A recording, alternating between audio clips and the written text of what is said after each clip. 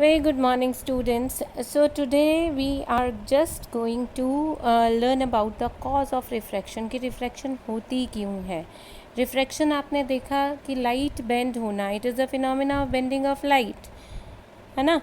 When it transfers from one transparent medium to another transparent medium, when it is traveling from one transparent medium to another, so medium means medias, ठीक है, जिसमें densities अलग अलग होती हैं, चाहे वो दो लिक्विड हों, चाहे वो एक एयर से लिक्विड में आ रहा हो, चाहे लिक्विड से सॉलिड में जा रहा हो, एयर से सॉलिड में जा रहा हो, ट्रांसपेरेंट है, लाइट जा सकती है, but the problem is about their densities, ठीक है, उनकी डेंसिटीज़ डिफरेंट है. तो I have taken video from YouTube. You can also see it in the language given over there, but मैं accordingly मुझे ये बहुत अच्छा लगा YouTube का वीडियो कि आप सभी को देखना चाहिए. So I'm just telling you about this in my language. After that you can see over there also. Fine. So see, we are taking the refraction of light, ठीक है. It is the transmission of light through an object in which light bends at the boundary of two media, ठीक है. ये दोनों medias हैं, bending of light.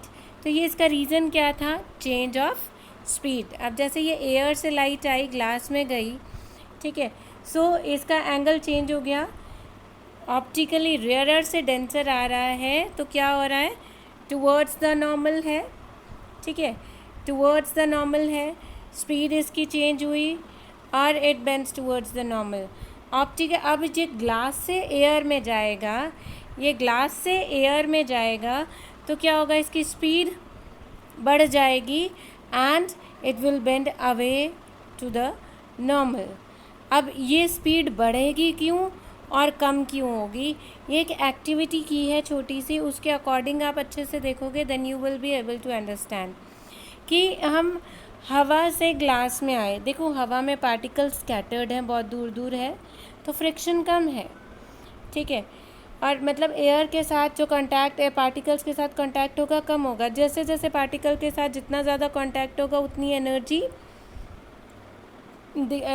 भी कम होती जाएगी, स्पीड भी कम होती जाएगी, है ना. हम भागते जा रहे हैं, बीच में 10 जनों के साथ टक्कर हो गई तो अपने आप हमारी स्पीड धीरे हो जाएगी. एक हम अपनी स्पीड में भाग रहे हैं, दैट्स द अनदर थिंग.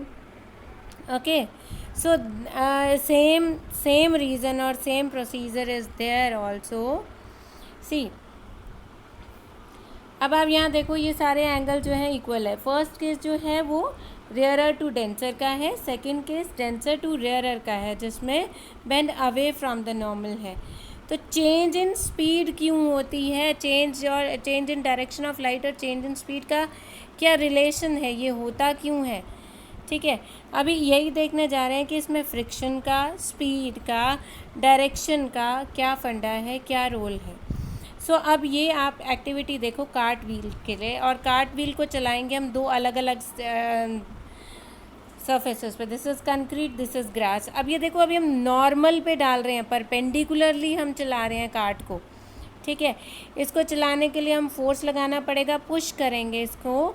अब पुश कर रहे हैं, ये कार्ट चलेगी बिल्कुल सीधा, लेकिन अब ग्रास में जाकर इसकी स्पीड कम हो गई है, लेकिन है परपेंडिकुलर ही, इसने अपना एंगल चेंज नहीं किया, ठीक है. सो इस पे मैं आपको ये बताना चाहती हूँ कि अगर हमारी नॉर्मल के ऊपर लाइट रे जाएगी तो वो एंगल चेंज नहीं करेगी, वो क्या रहेगी? वो लेवल पे ही, बट स्पीड फिर भी रिड्यूस हो जाएगी, ठीक है. सो बेंडिंग ऑफ लाइट कब होती है? Light will bend when the light रे is striking the surface at an angle, obliquely, 90 degree पे नहीं, नॉर्मल पे नहीं, ज़ीरो पे भी नहीं, ठीक है. अगर हम 0, 90 या 90 से 180 के बीच में किसी एंगल पे कोई भी चीज़ या लाइट या कोई, ये जैसे हम ये चला रहे हैं, तो उसकी डायरेक्शन चेंज हो रही है, होगी, ठीक है, एंगल चेंज होगा. क्यों होगा उसका भी आप रीज़न अभी देखेंगे। देखो स्पीड डिक्रीज़ होने का एक ही रीज़न है कि फ्रिक्शन ज़्यादा हो जाएगी अगर रफ सरफेस है, या लाइट के अकॉर्डिंग रफ कौन सा होगा जिसमें डेंसिटी ज़्यादा होगी, जहाँ पे रेजिस्टेंस ज़्यादा है, जहाँ पे पार्टिकल्स के साथ टक्कर ज़्यादा लग रही है वहाँ स्पीड कम, और जहाँ पे पार्टिकल्स कम, टक्कर कम, रेजिस्टेंस कम, तो वहाँ पे स्पीड एकदम बढ़ जाएगी। ठीक है, सो नाउ सी, ठीक है, अब इधर देखिए, यहाँ पे स्पीड रिड्यूस हो गई, यहाँ पे हम फोर्स उतना ही लगा रहे हैं, फोर्स हमारा कांस्टेंट लग रहा है, जितना कंक्रीट पे लग रहा था उतना ही हमारा यहाँ पे लग रहा है। यहाँ पे बस मोर रेजिस्टेंस है, यहाँ लेस रेजिस्टेंस है क्योंकि ये कंक्रीट है। ग्रास पे पार्टिकल ज़्यादा, कंक्रीट ज़्यादा, रफ ज़्यादा, तो रेजिस्टेंस ज़्यादा, और ये बिल्कुल परपेंडिकुलर है, कोई एंगल चेंज नहीं हुआ है। सो इसी तरीके से अगर हम यहाँ एयर और ग्लास स्लैब लें और एक लाइट रे बिल्कुल परपेंडिकुलर आ रही है, तो वो इसके अंदर भी परपेंडिकुलरली जाएगी, but the speed will decrease. क्यों? क्योंकि ये सॉलिड है, सॉलिड में पार्टिकल ज़्यादा है, रेजिस्टेंस ज़्यादा है, इस वजह से स्पीड विल रिड्यूस। अब यही केस हम देखते हैं ऑब्लिकली, एक एंगल पे हम जब डाल रहे हैं, हम इसको कार्ट व्हील को हमने एक एंगल पे भेजा, तो यहाँ देखो ये डायरेक्शन चेंज हो रही है। अब इसको स्लो मोशन में देखो, दोबारा से स्लो मोशन में जब देखोगे आप, इसको वही भेजा स्लो मोशन में। अब यहाँ पे देखो, ये जो इसका राइट व्हील है ये इधर है ग्रास के ऊपर, इसकी स्पीड कम हो गई, लेकिन जो लेफ़्ट वाला है इसकी स्पीड अभी कम नहीं हुई। ये डिफरेंस इन स्पीड को मेंटेन करने के लिए, ये स्पीड इधर वही स्पीड है, इधर स्पीड स्लो हो गई, तो मेंटेन को डिफरेंस करने के लिए क्या होगा, इसका एंगल चेंज हो जाएगा। ठीक है, वो एक तरफ स्पीड कम, एक तरफ जैसे आपके टायर एक पंचर हो जाता है तो दूसरी तरफ उसकी स्पीड चेंज हो जाती है ना, टायर पंचर वाले साइड की तरफ चलने लग जाती है ना। इसी तरीके से जिस साइड स्पीड कम हो गई, व्हील की, तो वो हमारा कार्ट व्हील भी उस तरफ मुड़ जाएगा। ठीक है, तो वो नॉर्मल अगर हम बीच में बनाए then it will bend towards the normal, और यही अगर कंक्रीट रोड हो, वही सरफेस हो, तो वो सीधा चलता रहेगा। ठीक है, सो यही डिफरेंस है स्पीड चेंज होने का, that it is bending towards the normal. और ये एग्जाम्पल इसलिए लिया बिकॉज सेम केस इसके ऊपर आ रहा है, एयर से मतलब कंक्रीट से ग्लास में आया, यानी ग्रास वाले सरफेस पे आया, तो अंदर आके इसकी स्पीड कम हो गई, और ये देखो ये रेस, अब यहाँ ये इधर सबसे लेफ़्ट वाले की एंट्री पहले हुई, डिक्रीज़ हुई स्पीड, उधर वाले की इधर बाद में हुई, तो मेंटेन करने के लिए उसका एंगल चेंज हो गया। ठीक है, सो इससे ये पता चलता है ऑप्टिकली रेयरर से डेंसर में स्पीड डिक्रीज़ हो गई and it will move towards normal. अब अगर हम केस ले डेंसर टू रेयरर, तो स्पीड इंक्रीज़ होगी या डिक्रीज़ होगी वो देखना है, और वो एक्टिविटी से देखो। अब हमने कार्ट व्हील रखा पहले डेंसर मीडियम में, मीन जहाँ फ्रिक्शन ज़्यादा है, तो अब ये दोबारा से ये क्या हो रहा है, देखो स्पीड दोबारा से इसका एंगल चेंज हो रहा है। अब इसको स्लो मोशन में देखो, अब इसका ये इधर ये वाला जो व्हील है इसकी स्पीड बढ़ गई, और उसकी स्पीड, दूसरे वाले की स्पीड अभी वही है जो कम वाली है, तो इसकी स्पीड क्या हुई, इंक्रीज़ हो गई। ठीक है, क्यों? क्योंकि यहाँ फ्रिक्शन कम है, और उधर फ्रिक्शन अभी उतना ही है पहले वाले की तरह। So less friction, it will move faster, और ये अभी स्लोअर स्पीड में है, तो इसका एंगल चेंज हो जाएगा। अब यहीं पे अगर बनाए नॉर्मल, तो क्या होगा हम देखेंगे, it is moving away from normal. क्यों? क्योंकि स्पीड इंक्रीज़ हो गई।